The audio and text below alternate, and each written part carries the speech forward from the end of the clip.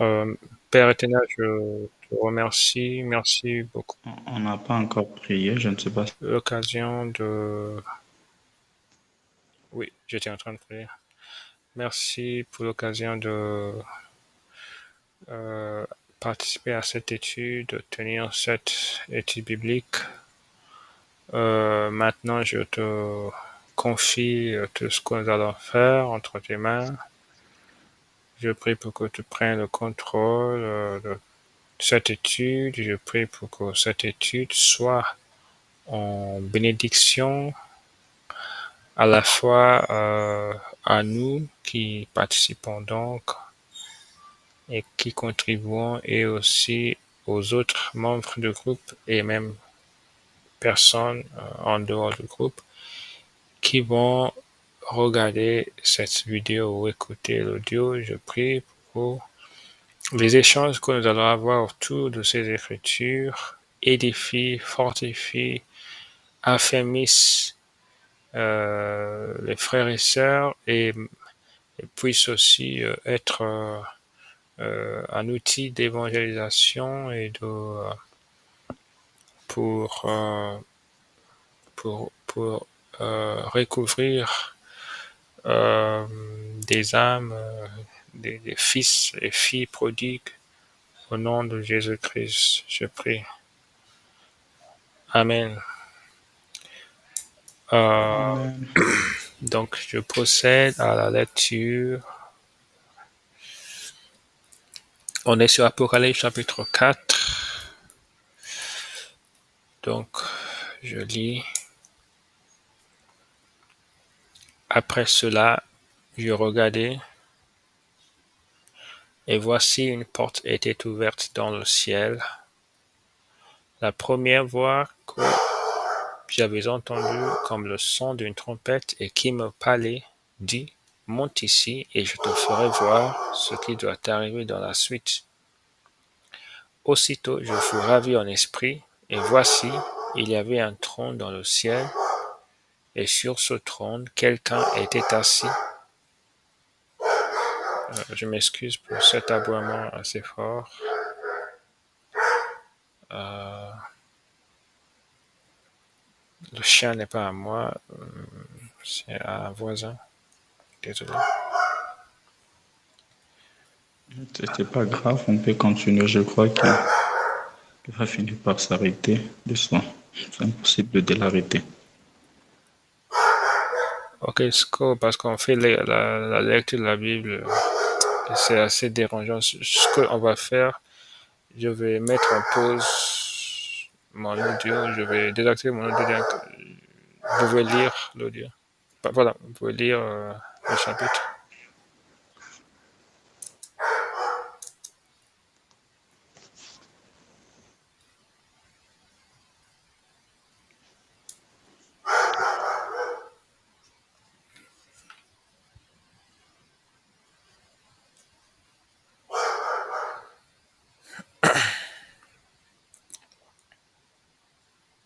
Allô? Oui, alors je suis là. Ok, donc je vous disais que vous pouvez lire, mais bon, ok. Je vais reprendre la lecture, en tout cas. D'accord. Désolé pour cette interruption. Après cela, je regardais et voici une porte était ouverte dans le ciel. La première voix que j'avais entendue, comme le son d'une trompette et qui me parlait, dit, monte ici et je te ferai voir ce qui doit arriver dans la suite. Aussitôt, je fus ravi en esprit et voici, il y avait un trône dans le ciel et sur ce trône, quelqu'un était assis. Celui qui était assis avait l'aspect d'une pierre de jaspe et de sardoine et le trône était environné d'un arc en ciel semblable à de l'émeraude. Autour du trône, je vis 24 trônes, et sur ces trônes, 24 vieillards assis et revêtus de vêtements blancs, et sur leurs têtes des couronnes d'or. Du trône sortent des éclairs, des voix et des tonnerres. Devant le trône brûlent 7 lampes ardentes qui sont les 7 esprits de Dieu. Il y a encore devant le trône comme une mer de verre, semblable à du cristal. Au milieu du trône et autour du trône, il y a 4 êtres vivants remplis d'yeux devant et derrière. Le premier être vivant est semblable à un lion. Le second vivant, le second être vivant est semblable à un veau. Le troisième être vivant a la face d'un homme. Et le quatrième être vivant est semblable à un aigle qui vole. Les quatre êtres vivants ont chacun six ailes. Ils sont remplis d'yeux tout autour et au-dedans. Ils ne cessent de dire jour et nuit, Saint, Saint, Saint est le Seigneur Dieu, le Tout-Puissant qui était, qui est et qui vient. Quand les êtres vivants rendent gloire et honneur et action de grâce à celui qui est assis sur le trône, à celui qui vit au siècle des siècles, les 24 vieillards se prosternent devant celui qui est assis sur le trône et ils adorent celui qui vit au siècle des siècles et ils jettent leurs couronnes devant le trône en disant tu es digne, notre Seigneur et notre Dieu, de recevoir la gloire et l'honneur et la puissance, car tu as créé toutes choses et c'est par ta volonté qu'elles existent et qu'elles ont été créées. Amen. Les versets qui vont nous intéresser pour cette soirée, puisque nous avons fait les versets 1 à 5 la semaine, donc il y a 2 semaines je crois, sont donc les versets 6 à 11. Je vais donc les relire et on va procéder à notre étude sur ces versets. Il y a encore devant le trône comme une mer de verre semblable à du cristal. Au milieu du trône et autour du trône, il y a 4 êtres vivants remplis d'eau devant et derrière. Le premier être vivant est semblable à un lion, le second être vivant est semblable à un veau, le troisième être vivant a la face d'un homme et le quatrième être vivant est semblable à un aigle qui vole. Les 4 êtres vivants ont chacun 6 ailes, ils sont remplis d'yeux tout autour et au-dedans. Ils ne cessent de dire jour et nuit, Saint, Saint, Saint est le Seigneur Dieu, le Tout-Puissant qui était, qui est et qui vient. Quand les êtres vivants rendent gloire et honneur et action de grâce à celui qui est assis sur le trône, à celui qui vit au siècle des siècles, les 24 vieillards se prosternent devant celui qui est assis sur le trône et ils adorent celui qui vit au siècle des siècles et ils jettent leurs couronnes devant le trône en disant tu es digne, notre Seigneur et notre Dieu, de recevoir la gloire et l'honneur et la puissance, car tu as créé toutes choses, et c'est par ta volonté qu'elles existent et qu'elles ont été créées. Amen. Alors, donc ce sont les versets. On va commencer par faire attention aux versets 6 à 8, ensuite 9 à 11. Donc si vous avez des choses à dire sur ces versets 6, 7, 8, vous êtes le bienvenu.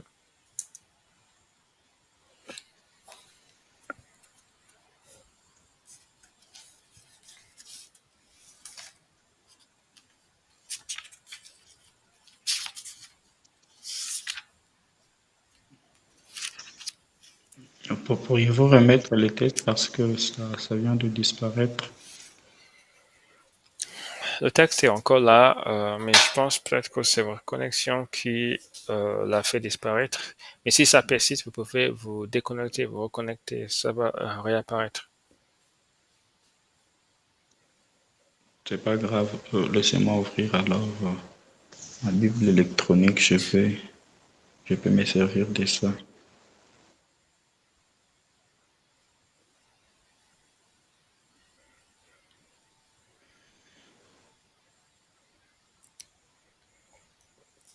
D'accord, ça va déjà.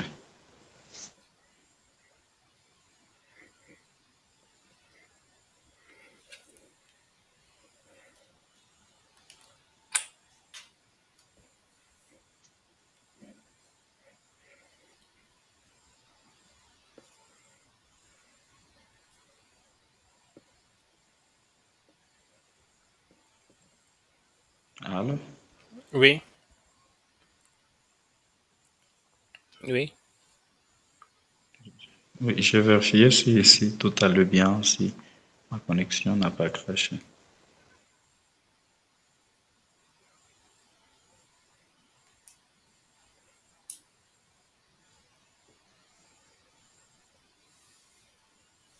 On peut continuer, je crois que tout va bien Ok, de mon ok, côté. ok. Non, je vous avais demandé de, donc si vous avez des choses à dire sur 6 à 8, Ah, oui. d'accord, je n'avais pas bien, je n'avais pas tout à fait entendu. Je crois que cela est dû peut-être à la connexion, mais je crois que ça ira. J'ai comme l'impression que la connexion est un peu bonne ce soir. Oui,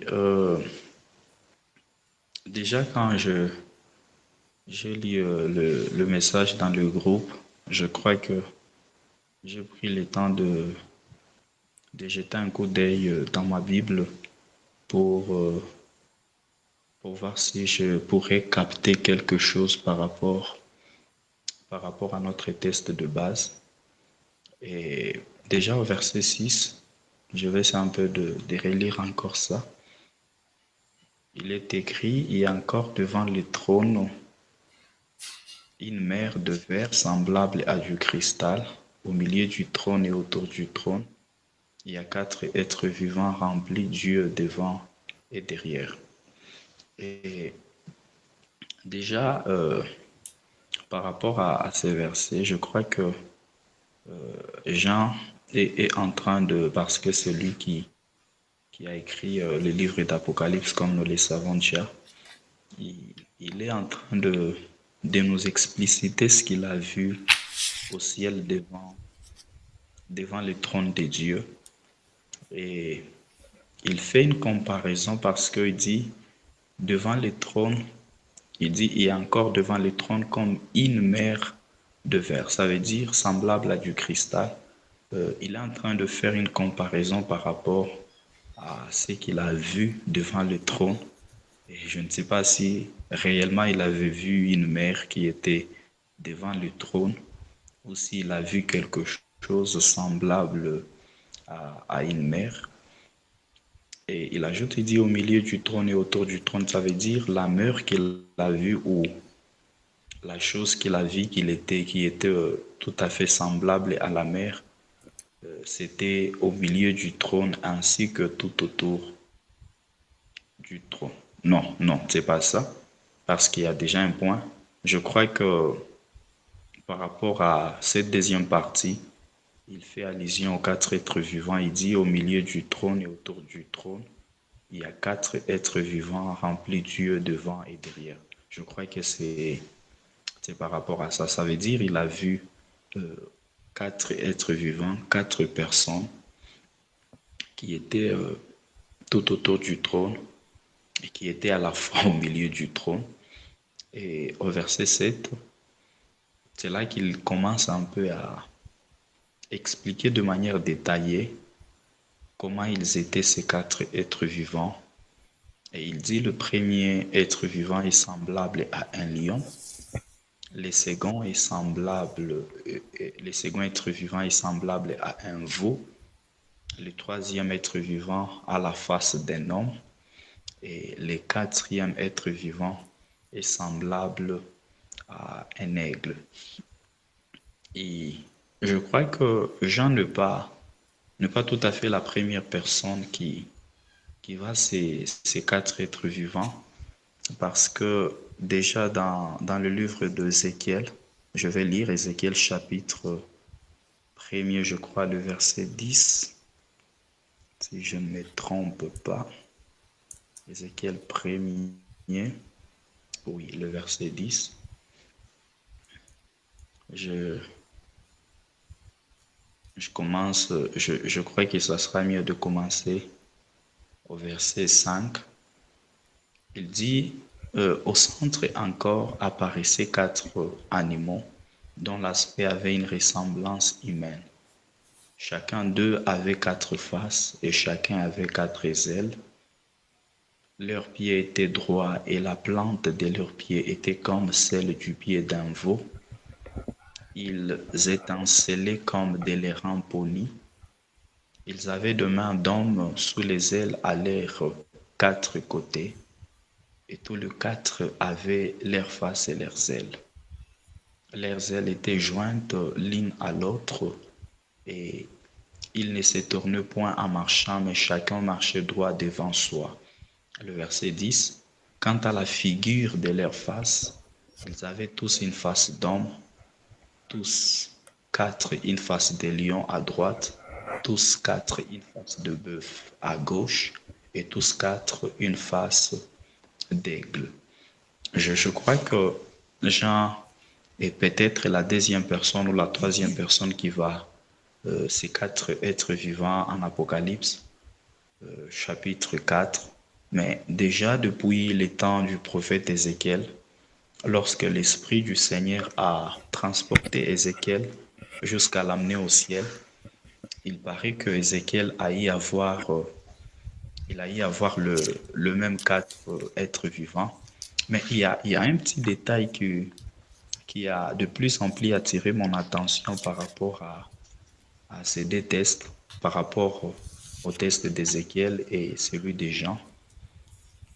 En Ézéchiel, quand Ézéchiel parle de ces quatre êtres vivants, il dit, quant à la figure de leur face, ils avaient tous une face d'homme. Ça veut dire, selon l'explication que Ézéchiel nous donne, il paraît que chaque être vivant portait quatre faces. Alors que, selon l'explication que Jean nous donne, chaque être vivant avait une face tout à fait particulière. Et je crois que c'est là où je me suis un peu posé beaucoup de questions tout au long de la journée pour comprendre pourquoi cette différence. Je crois que tout au long de l'enseignement, peut-être, le frère Michel pourra apporter plus de lumière sur ça.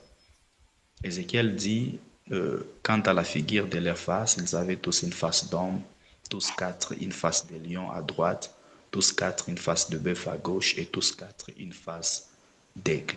Ça veut dire, selon l'explication d'Ézéchiel, chaque être vivant portait à lui seul le quatre, les quatre faces ou le quatre visages. Alors que selon l'explication des gens, Jean, lui, nous fait voir que chacun d'eux avait une face tout à fait particulière. Et c'est un peu d'avancée, on va comprendre ça avec le temps.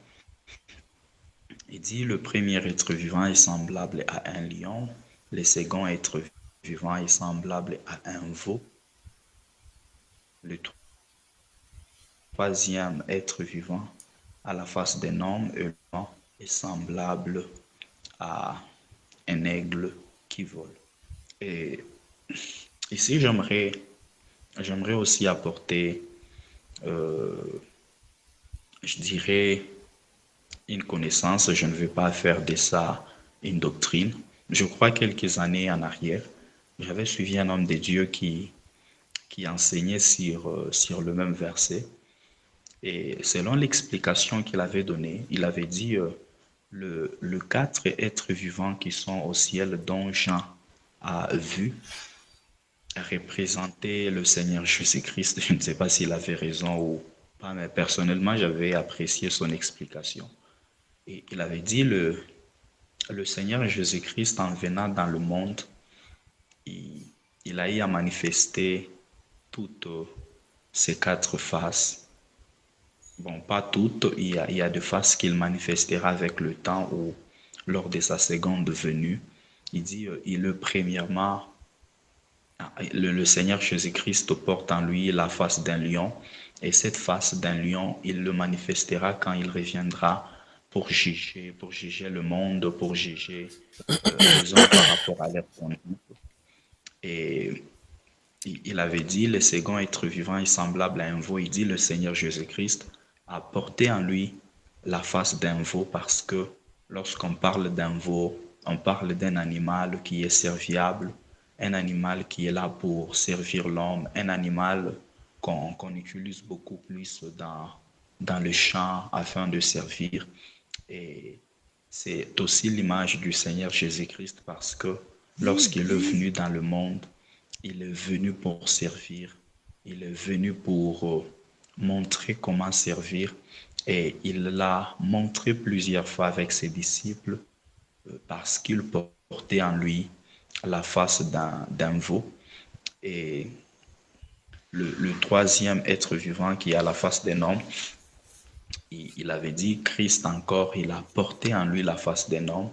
Et la face d'un homme symbolise la sagesse. Il était l'incarnation de la sagesse. Il était la définition de la sagesse même. Et il est le Fils de l'homme comme il est de plus en plus appelé dans la Bible. Je crois qu'il y a plusieurs textes bibliques qui l'identifient comme le Fils de l'homme. Et le quatrième être vivant qui est semblable à un aigle qui vole. Cet homme avait encore dit, c'est cet être est encore l'image de Christ. Christ était le véritable aigle parce que l'aigle représente la vision. Lorsque nous voyons un aigle, nous voyons la vision. Et lorsqu'on parle de la vision, cela est beaucoup plus lié au prophète. Et Christ est le véritable prophète. Il est le, le plus grand prophète de tous les temps. Et j'avais beaucoup apprécié son explication. Et aujourd'hui, quand je lisais les tests, cette explication m'est revenue en tête et je me suis dit, bon, c'est peut-être important que je puisse le partager ici. Je ne sais pas si cela était vrai ou faux, mais quand même, j'avais apprécié ça. Et au verset 8, je crois que c'est par là que je dois m'arrêter. Les quatre êtres vivants ont chacun six ailes et ils sont remplis Dieu tout autour et au-dedans.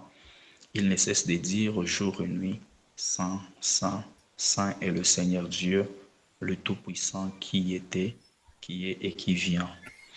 Il y a, par rapport à ces versets, je crois qu'on est en train de nous montrer les rôles que ces quatre êtres vivants sont en train de jouer au ciel.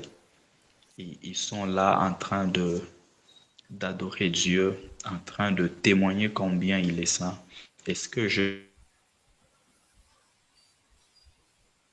ai beaucoup plus mis sur la sainteté de Dieu parce que, comme nous pouvons le voir, le mot saint est répété trois fois.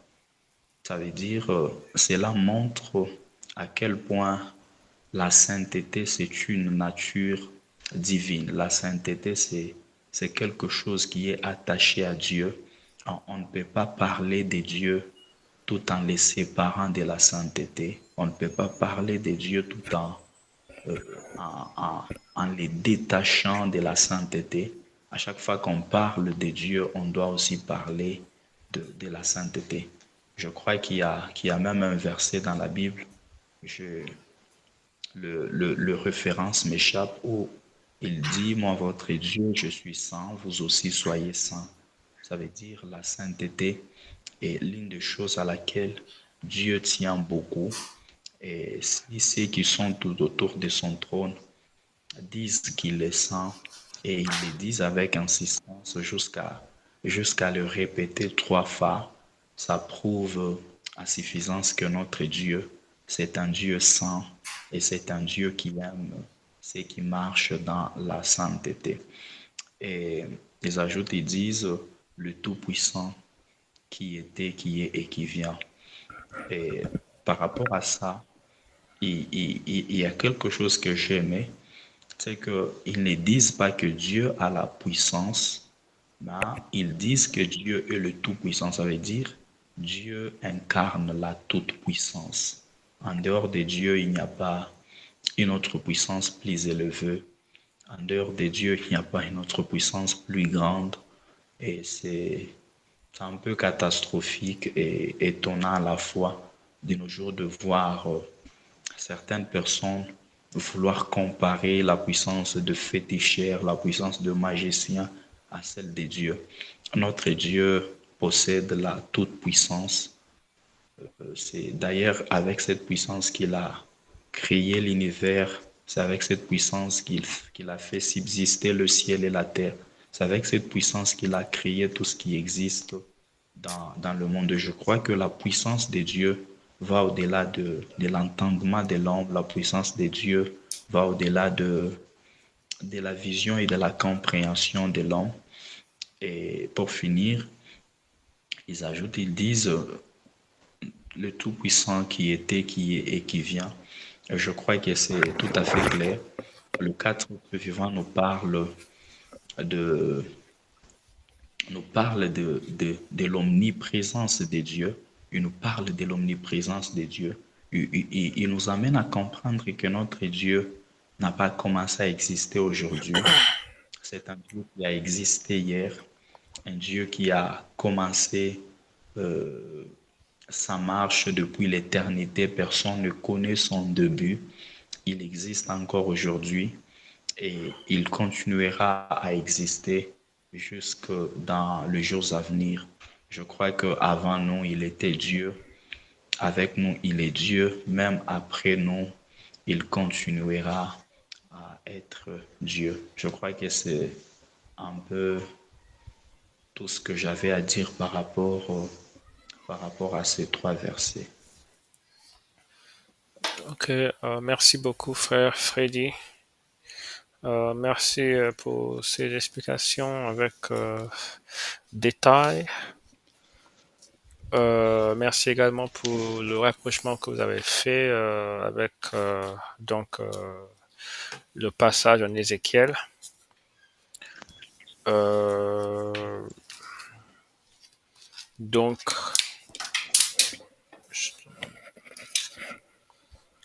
on voit dans le verset 6 la mention de quatre êtres vivants, euh, des êtres assez mystérieux, je tiens à dire en premier lieu.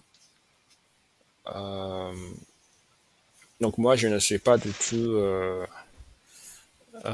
une personne qui sait faire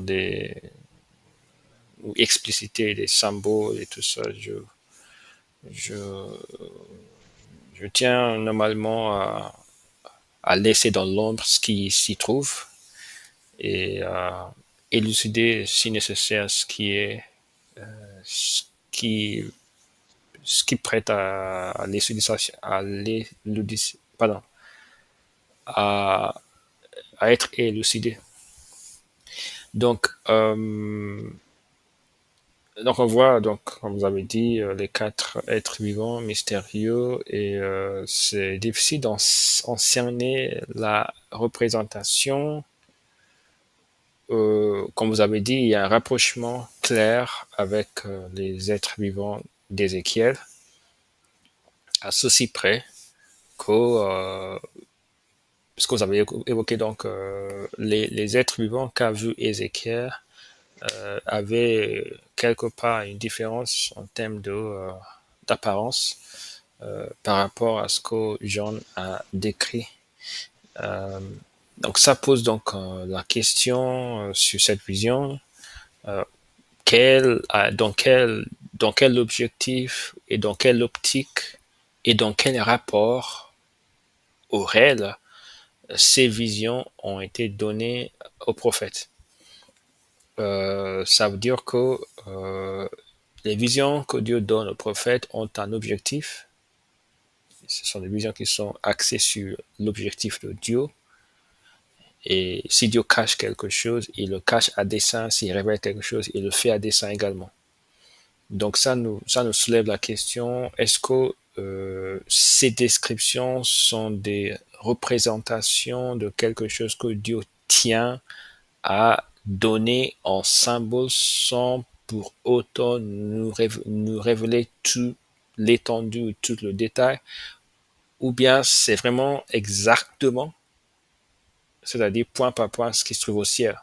Donc, est-ce qu'au ciel, si on apparaît au ciel, est-ce que devant le trône de Dieu, on va voir quatre êtres vivants comme ça, ou bien on va plutôt voir quelque chose et on va se rappeler que Dieu nous a fait comprendre cette chose en se servant de ce symbole de quatre êtres vivants avec ses caractéristiques et tout ça.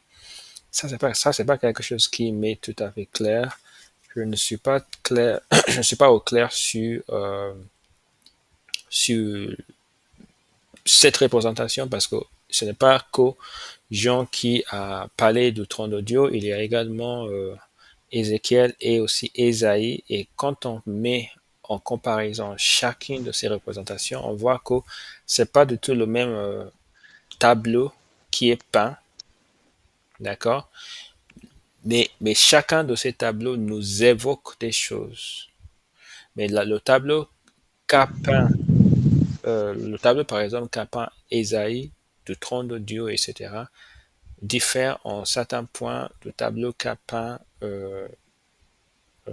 Ézéchiel et aussi de ce qu'a peint Jean.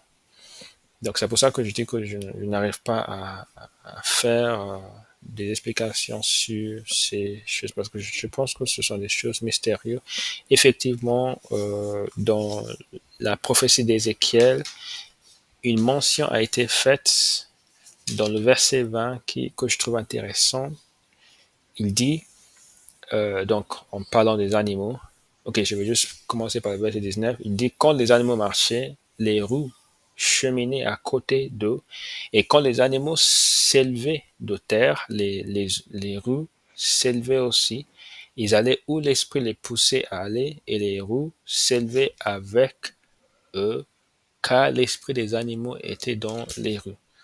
Donc, oui, on parle de ces animaux et des roues et l'esprit qui les poussait et tout ça. Donc, des êtres qui étaient animés par l'esprit, donc laissons entendre donc l'esprit qui est de Dieu, qui animait. Donc, on, on voit ça. Donc, c'est quelque chose que Dieu révèle à propos de ces animaux dans Ézéchiel. Le caractère d'être animé, d'être poussé, d'être propulsé, d'être alimenté par l'esprit de Dieu. C'est quelque chose que Dieu fait voir dans Ézéchiel, avec un objectif bien sûr. Il y a un message à transmettre sur ces animaux. Mais quelle est l'essence? C'est vraiment difficile à cerner. Quelle est, donc on est en plein dans l'hypothèse, dans la supposition. C'est pas clair exactement ce que le message. On ne peut donc qu'au faire des rapprochements avec certaines choses, etc. Mais on ne peut pas, je ne pense pas qu'on puisse en être sûr avec, avec certitude sur la signification. Je parle de la signification, je ne parle pas de l'application, de leçons à tirer, etc. On peut en tirer bien sûr beaucoup de leçons, mais la signification en soi nous reste un peu cachée. Donc c'est la chose que j'ai à dire. Vous avez relevé la différence entre les faces, etc. Moi, je pense que puisque j'ai plutôt tendance à voir en ces images plutôt le côté symbolique plus que le côté réaliste, d'accord? Donc, je ne m'étonne pas du tout de cette différence parce que, comme je vous l'ai dit, je ne suis pas sûr de fait que ces êtres existent en tant que tels au ciel de cette manière exacte, d'accord? Il est possible que Dieu ait donné une vision pour représenter quelque chose qui existe au ciel sous l'image de ces êtres pour transmettre aux premiers lecteurs ou auditeurs un message que eux-mêmes pouvaient comprendre sous forme de ces images qui nous échapperaient peut-être aujourd'hui. Euh,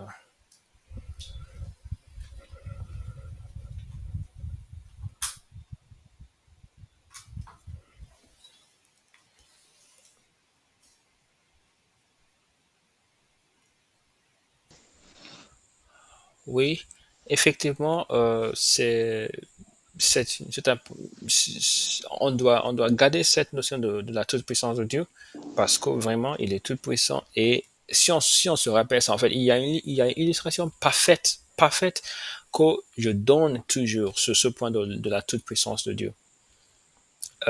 C'est l'illustration de... C'est pas une illustration d'ailleurs, c'est un fait. Qu'est-ce qui s'est passé lors du ministère de Jésus-Christ? Quand Jésus-Christ lui-même a été abordé par un lépreux qui lui a demandé, qui lui a dit, Seigneur, si tu le veux, tu peux me rendre pur. Jésus-Christ a dit, je le veux, sois pur. D'accord? Oui. Donc, c'est ça, c'est comme ça que ça s'est terminé. Très simple. Si tu le veux, tu peux me rendre pur. Je le veux, sois pur. Donc, dans l'une de nos dernières séances d'études bibliques, j'ai demandé aux personnes qui étaient là, imaginons que ce monsieur était venu chez un rabbin de l'époque et peut-être qu'il lui avait dit, mais si Dieu voulait, il pouvait me rendre pur. Peut-être que le rabbin lui dirait, monsieur, oui, tu es lépreux maintenant, mais tu ne sais pas euh, toutes les toutes les mauvaises choses que cette situation vous fait, dont cette situation vous fait échapper. Vous ne savez pas ce que Dieu travaille en vous, peut-être l'humilité, peut-être le détachement du monde, d'accord, à cause de cette situation, vos regards sont plus portés vers le ciel, d'accord, euh, vous êtes euh, vous êtes plus humble, d'accord, dans cette situation, vous ne savez pas l'intention de Dieu derrière cette maladie. En fait, la voix de Dieu est mystérieuse. Il faut justement être humble et être dans l'appréciation de Dieu pour chaque moment de votre vie. Il faut être sincère. Il ne faut pas penser au problème, il faut penser à Dieu lui-même. Dieu sait pourquoi il est là. En fait, on peut multiplier les paroles d'encouragement pour la bonne et simple raison qu'on n'y peut rien. Parce que face aux lèpres, on ne peut pas guérir. Et c'est pour ça qu'on fait ces conseils-là. C'est pour ça qu'on évoque toutes ces choses-là. Parce qu'on est incapable. Point barre. Mais quand le monsieur est venu à Jésus-Christ, Jésus-Christ ne lui a pas n'a pas commencé à lui dire, mais pourquoi vous désirez la guérison? Est-ce que ce n'est pas une sorte de volonté propre en vous? Est-ce que vous êtes mort à ce désir d'être guéri? Est-ce que vous êtes est-ce que pourquoi vous pensez à ça? Pourquoi vous ne pensez pas aux choses spirituelles? Jésus-Christ n'a pas commencé à Jésus-Christ a dit je le veux, sois guéri. Et pourquoi il a dit ça? Parce qu'il le pouvait. Vous voyez? Parce qu'il le pouvait, parce qu'il pouvait guérir la personne. Donc, le plus souvent, la raison pour laquelle on est plutôt dans l'encouragement, on est plutôt dans le fait d'encourager les personnes, c'est parce qu'on n'y peut pas. On n'y peut pas, d'accord? C'est ça la raison. On ne peut pas venir en aide. Vous voyez? On ne peut pas venir en aide à la personne face à laquelle nous sommes. C'est pour ça qu'on encourage. Je ne suis pas en train de nier la valeur de l'encouragement, mais il y a à un moment donné, on doit se remettre en question par rapport à ce que la Bible dit. Si Dieu nous dit, si Dieu nous demande de d'aller vers lui avec nos problèmes, en nous promettant non pas que de nous encourager, d'accord? Parce que quand Dieu, dans les promesses de la Bible, il est plutôt plus souvent question, d'accord, Oui.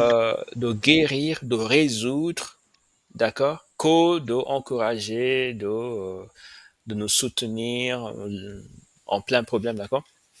Dans la plupart des promesses de Dieu, il est question de résolution, d'accord, de résoudre le problème, de régler le problème, de écarter la difficulté. Il est beaucoup plus question de ça que de nous encourager, de nous permettre d'y vivre, de nous permettre de le traverser, etc. Donc, On doit garder ça à l'esprit. On doit avoir la foi pour ça. On ne doit pas se laisser un peu dominer par notre expérience d'impossibilité au point où on n'a plus la foi de vivre des choses concrètes qui vont être de vrais témoignages de la toute puissance de Dieu. C'est ce que je tiens à dire. Désolé d'avoir passé trop de temps sur ça. Euh, on va donc lire un autre écriture sur ça. La toute puissance de Dieu. 1 Samuel chapitre 2. 1 Samuel chapitre 2. 1 Samuel chapitre 2. Verset 1 à 3. Il y avait un homme. Ok, désolé. Anne pria et dit, mon cœur se réjouit en l'Éternel, ma force a été relevée par l'Éternel, ma bouche s'est ouverte contre mes ennemis, car je me réjouis de ton secours. Nul n'est saint comme l'Éternel, il n'y a point d'autre Dieu que lui, il n'y a point d'autre rocher comme notre Dieu. Ne parlez plus avec tant de hauteur, que l'arrogance ne sorte plus de votre bouche, car l'Éternel est un Dieu qui sait tout, et par lui sont pesées toutes les actions. Verset 6. L'Éternel fait mourir et il fait vivre. Il fait descendre au séjour des morts et il en fait remonter. Donc la toute-puissance de Dieu encore en évidence dans la prière de Anne. Verset 7. L'Éternel appauvrit et il enrichit, il abaisse et il élève. De la poussière, il retire le pauvre, du fumier, il relève l'indigent, pour les faire asseoir avec les grands, et il leur donne en partage un trône de gloire, car à l'Éternel sont les colonnes de la terre, et c'est sur elle qu'il a posé le monde. Ok, donc on va aller vite au verset 9 à 11 pour notre méditation, encore dans ce chapitre Apocalypse, 9 à 11. Je vais juste les lire et vous laisser commenter.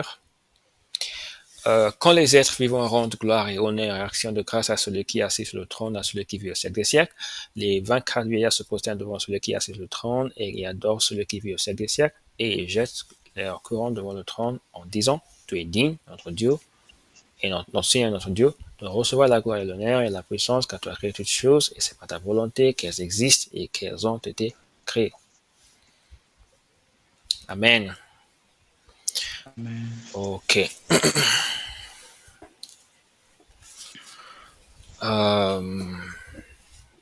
Donc je vous laisse partager.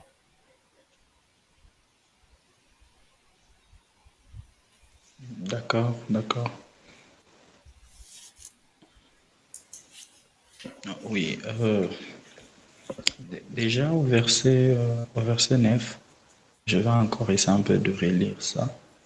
Quand les êtres, quand les êtres vivants rendent gloire et honneur et action de grâce à celui qui est assis sur le trône, à celui qui vit au siècle de siècles. Déjà, par rapport au verset 9, je crois qu'on est en train de nous montrer à quel point le 24 juillet et le 4 êtres vivants plutôt, malgré qui, qui sont tout près du trône de Dieu, ils reconnaissent leur place, malgré leur rapprochement avec Dieu. Ils savent reconnaître leurs limites. C'est à cause de ça qu'ils se retrouvent jusqu'à rendre gloire à Dieu parce que vous ne pouvez pas rendre gloire à quelqu'un si vous ne vous considérez pas moins que lui. J'aime ça, vous ne pouvez pas rendre gloire à quelqu'un si vous ne vous considérez pas moins que lui. Vous ne pouvez pas glorifier quelqu'un si vous pensez que vous êtes au même pied d'égalité avec lui. À chaque fois qu'on décide de glorifier quelqu'un ou de rendre gloire à quelqu'un, ça prouve à suffisance que d'un côté, dans notre cœur, dans notre vie, nous avons cette pensée d'humilité qui nous amène à croire que nous ne sommes pas égaux à lui. Et je crois que c'est l'attitude qu'avaient ces quatre êtres vivants. Ils, ils savaient au-dedans d'eux qu'ils ne sont pas égaux à Dieu. Ils sont très loin de Dieu. Dieu est leur créateur. Et à cause de ça, ils se sont décidés de lui rendre gloire et de lui rendre honneur, ainsi que les actions de grâce. Les actions de grâce, et il y a quelque chose que je remarquais, c'est que dans, dans nos églises, souvent, on parle des actions de grâce beaucoup plus lorsque nous voulons remercier le Seigneur à cause de quelque chose qu'il a fait pour nous. Il y a un miracle que Dieu a fait pour nous. Il y a quelque chose de bien que le Seigneur a accompli pour nous. Et à cause de ça, on se décide de lui rendre les actions de grâce. Et je crois que c'est dans cet angle-là que les actions de grâce sont de plus en plus enseignées dans plusieurs églises. Il y a, il y a même ceux qui vont jusqu'à insister que cela doit se faire accompagner d'une offrande. Je ne sais pas si cela est bon ou mauvais, mais je crois que la mentalité qu'on a beaucoup plus imprégnée dans le chrétien stipule que pour rendre grâce à Dieu, cela doit dépendre forcément de quelque chose qu'il a fait pour toi bien avant cela. Alors, la question que je me suis personnellement posée en lisant déjà cette partie où les quatre êtres vivants sont en train de rendre grâce à Dieu, si on doit rester dans l'optique dans l'optique ou dans l'explication de choses comme ça s'est fait de nos jours. La question qu'on doit se poser, les anges ou les quatre êtres vivants qui rendent action de grâce à Dieu, ils les font pour quelle raison? Qu'est-ce que Dieu a fait pour eux? Qu'est-ce que Dieu a accompli dans leur vie et qui sont des esprits pour qu'ils se mettent à rendre grâce à Dieu? Alors, moi je pense que nous devons rendre grâce à Dieu chaque jour de notre vie, même quand il n'a pas fait quelque chose de très épatant pour nous. Il n'y a pas un miracle qu'il a fait pour nous. Déjà, moi, selon ma façon de voir les choses, j'ai toujours dit, le plus grand miracle que Dieu a fait dans la vie de tout un chacun de nous, c'est c'est le fait de nous avoir donné le souffle de vie, parce que je crois que ça doit être dans le livre d'Ecclésiaste. Ecclésiaste, je crois, chapitre 5, le verset 8, si je ne me trompe pas. La Bible dit l'homme n'est pas maître de son propre souffle et il n'a aucun pouvoir sur les séjours de mort.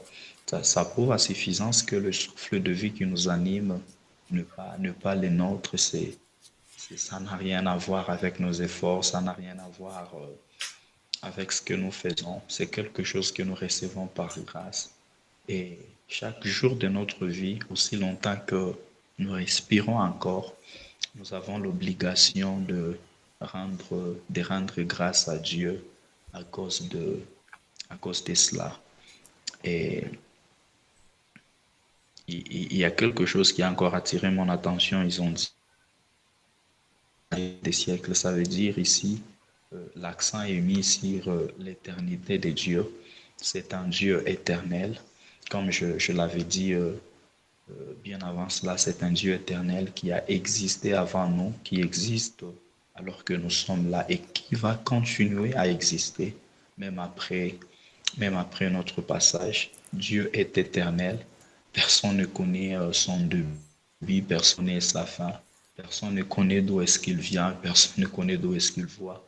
C'est quelqu'un qui existe, c'est quelqu'un qui est éternel et c'est quelque chose que nous dépendons de Dieu. Et je touche directement au verset 10.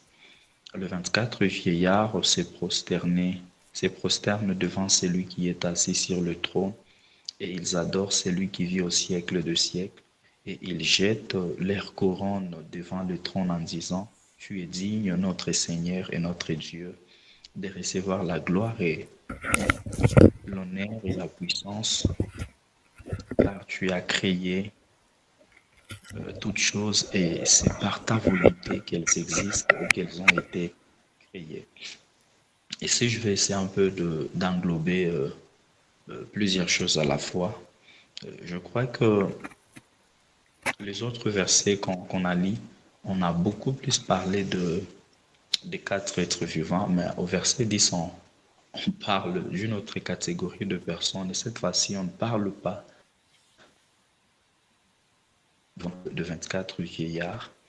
Et je vais rester dans l'optique du frère Michel qui a dit, qui est resté, ce qui est dans l'ombre, dont le Seigneur n'a pas donné une explication détaillée, on doit les laisser tels qu'il est pour ne pas apporter certaines choses que je considère comme des hérésies, pour ne pas apporter des choses qui sont de fois en contradiction avec la parole de Dieu, qui sont en réalité nos propres pensées. Je vais beaucoup plus m'attarder sur ce que le 24 vieillards font, au lieu de m'attarder sur ce qu'ils sont. Au, au verset 10, on dit, le 24 vieillards se prosternent devant celui qui est assis sur le trône et ils, ils adorent celui qui vit au siècle des siècles. Déjà, la prosternation, c'est l'image de l'adoration parce que lorsqu'on parle de l'adoration, on doit aussi parler de la prosternation. Et celui qui se prosterne montre à quel point il est humble, montre à quel point il se sent tellement inférieur devant celui devant celui qu'il se prosterne. Et c'est l'attitude qu'avait le 24 vieillard, c'est l'attitude qu'ont le 24 vieillard à chaque fois qu'il s'approche de dit il se prosterne. Et ici, j'aimerais souligner quelque chose. L'une des choses que nous devons aussi appliquer, pratiquer lorsque nous voulons adorer le Seigneur, c'est apprendre à nous prosterner.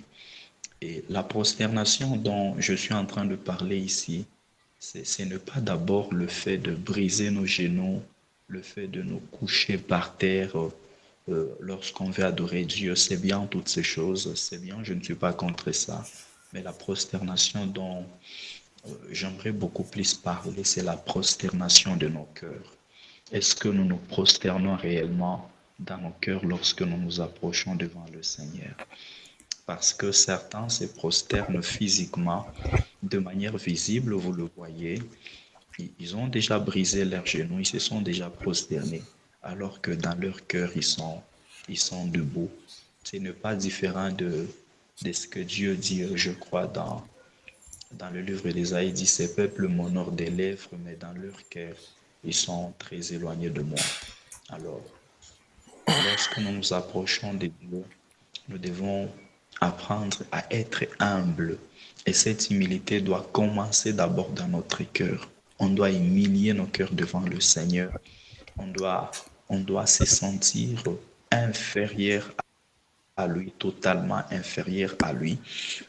Et la deuxième des choses, c'est que la Bible dit, ils adorent celui qui vit au siècle de siècles et ils jettent. Allô? Oui, oui, oui, j'écoute.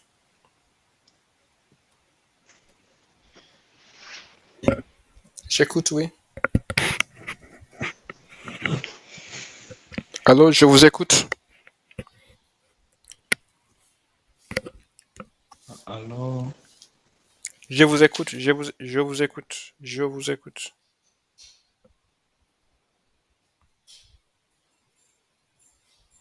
Hello? oui.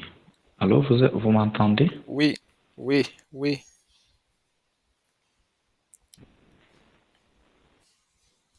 Oui. D'accord. Je disais, la, la, la, la deuxième des choses dont il est question dans